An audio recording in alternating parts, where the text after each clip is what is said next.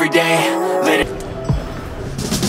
I'm having the rib soup. Yeah. We shall now be showing you the safety features of this aircraft.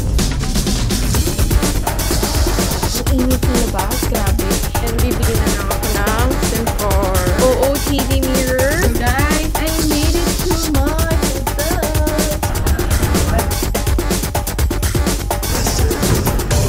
But anyway, matutulog na ako. It's late. Welcome to Bangkok!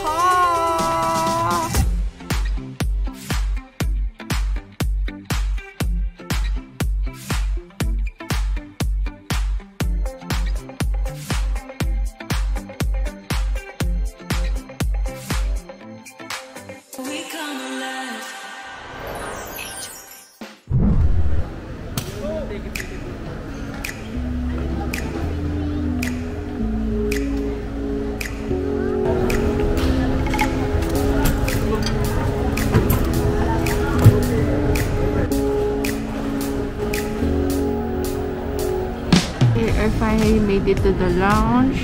May konting aberya lang sa PAL. Ayan. So this is my famous arroz caldo ni PAL with bottled water. So nasa lounge na. Wow. We're at the lounge.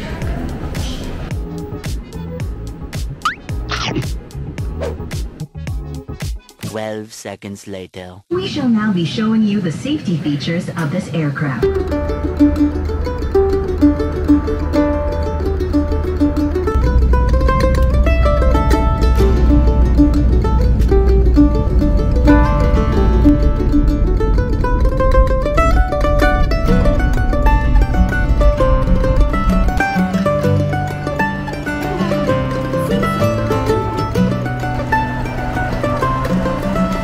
Nandito na ako sa Bangkok, guys, sa airport. And bibili na lang ako ng SIM card. Dito ako lagi bibili ng SIM card. So paglabas ng ng gate, dito na yun. True SIM card. Guys, ito yung price ng SIM card niya. Sulit to, grabe. Sulit. 300 baht lang for 8 to 16 days. So guys, nandito na ako sa taxi. Yung public taxi nila, pagbaba mo ng pinaka-ground floor na escalator, doon. Tapos kukuha ka lang ng number. Nakalimutan ko mag-vlog kasi nga dalawa yung luggage ko. Hindi ko ma-vlog kasi nga dalawang kamay ginagamit ko. But nandito na ako sa taxi. Pupunta na ako ng aking hotel. 2,000 years later. So guys, I made it to my hotel. So I'm staying at Novotel Platinum. It's very near to all the shopping malls and market, and I always stay here. Feels like super safe talaga dito. So ever since nag-start ako mag-travel sa Bangkok by myself, dito na talaga ako nagsistay. So bibigyan ko kayo ng room tour. Medyo iba yung room na to kasi siguro corner room. Pero maganda pa rin naman. So pagpasok mo ng door, meron dito yung ref nila, yung mga coffee, mugs, ganyan. And then, this is the bed. Ayan. Simple lang yung room. And may TV, OOTD mirror. Ayan, of course, yun ang favorite ko. And yung banyo. Buksan natin yung banyo. Ay, hindi ko pa pala nalalagay yung, yung keycard. Super excited mag-room tour. Hindi kasi namamadali na rin ako. So, ayan. So, ito yung banyo niya. Ayan. Parang masyadong madilim yata yung banyo niya. So, ayan siya. Hiwalay yung shower at saka dito. So, actually, parang iba nga yung tour ng room na yun. Parang mas maganda. Tingnan natin kung may view.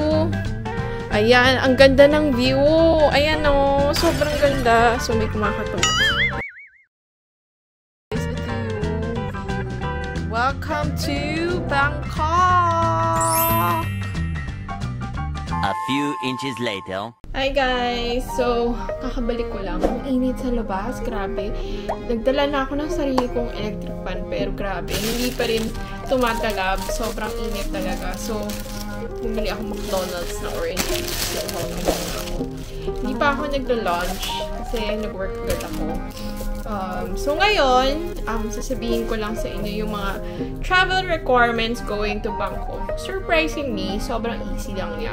Una, kinakabahan ako kasi baka may makalimutan ako. May mga kailangan pala ako na hindi ko nagawa. Kasi syempre, first time after 2.5 years, kabalik ako ng Bangkok. Actually, yung last time nandito ako, a week before ng lockdown, nandito ako. Tapos ngayon na ulit ako nakabalik. So, first, okay, syempre, magbubuka ng flight.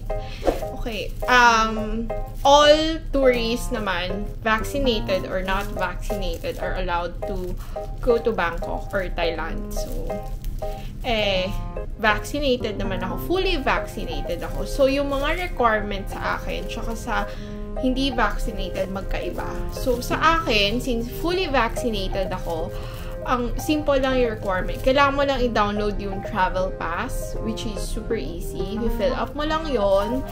Then, papadalan ka, i-check nila, within 24 hours, mag-i-email sila sa'yo ng QR code. So, yun ang gagamitin mo pagpasok ng Thailand. Yung second requirement nila is COVID insurance, which pwede mo siyang makuha dun sa travel pass na website. So, may mga options ka dun kung ano ang gusto mong bilhin. So, yung akin, in-avail ko yung 650 baht, good for 30 days. So, lahat yun nandun na, yung COVID and kung ano-ano pa. So, 650 baht, nasa 1,200 pesos siya. So, not bad. So, yun lang naman yung requirement. Tsaka, kailangan mo yung COVID, vaccert niyo, COVID pass. Yung akin kasi is yung yellow na, booklet. Yellow passport ang tawag nila. Yun yung pinapakita ko tuwing nito-travel ako. So, akala ko may quarantine pa kasi yun yung unang sinabi sa akin. Pero, wala na pala. Tinanggal na nila yung quarantine nung starting nung May 1. So, it's very easy. Pagdating ko ng Bangkok, tuloy-tuloy na bumili akong SIM card, nag-taxi ako, as you can see dun sa mga previous videos. Makikita nyo naman. Tapos ngayon, nasa hotel na ako. So, naka-work na rin ako at iinom na po ako ng orange juice. So, hindi ko mabuksan. Ano ba to? Ayaw magpainom. Ano bang gusto natin? Ayan. Titikman ko nga yung orange juice ng Thailand. So, wala naman siyang pang-ano. Alam mo, complicated ang buhay ko dito. Mag-isa lang kasi ako.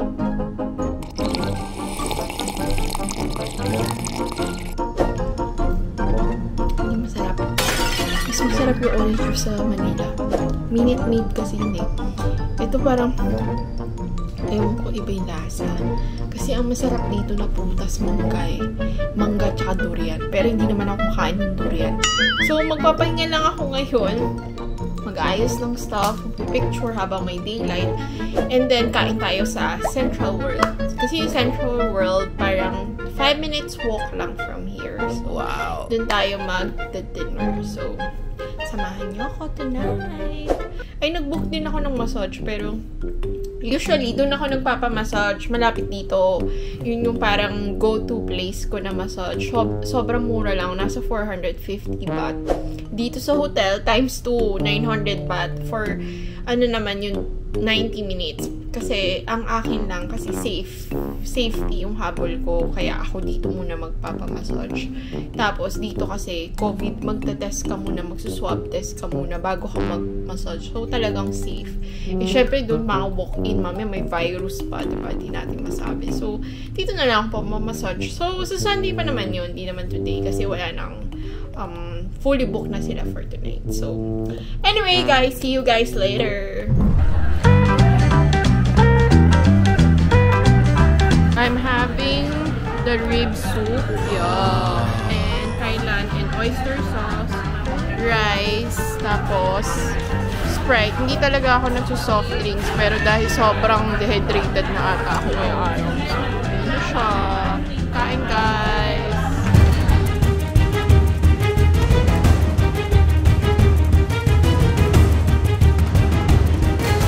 12 o'clock midnight.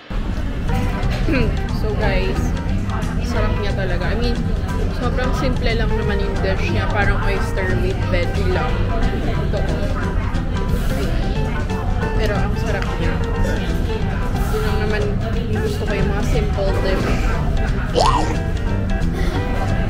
Ako, yung soup niya, sobrang sarap. Medyo maalat lang. Krebs. Sobrang lambot ng ribs niya, grabe. Tapos yung soup niya, refillable. Wow! Sobrang lambot, grabe. Parang itong soup na to, 220 bucks. Yung mga nasa 300 plus. Tapos yung gulay, baka niya, good for 2 to 3 person. 120 baht lang, mga nasa 250 pesos.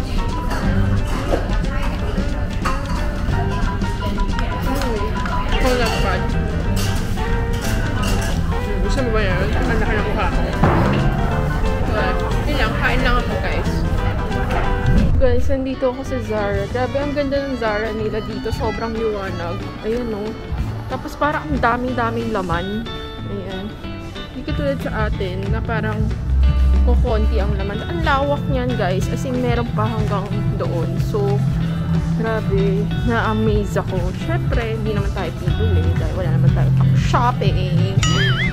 Pero, libre ang sukat. Kaya magsusukat ako pang TikTok. Kasi yung TikTok ko pang sa mga ganito, yung mga Zara-Zara na suot-suotan ganyan. So, ganyan ang fake ko. So, ayun. Hi guys! So, I'm finally back in my room. Basa yung face ko dahil may toner yan and moisturizer. But anyway, matutulog na ako. It's late. Ayun. Wala naman ako nabili sa Zara, pero may nabili ako sa Mango. So, i-haul ko na lang siya. Siguro sa last day ko dito sa Bangkok. But anyway, good night guys. Thank you guys for watching this video. I hope to see you on my next one. Don't forget to like and subscribe. Bye!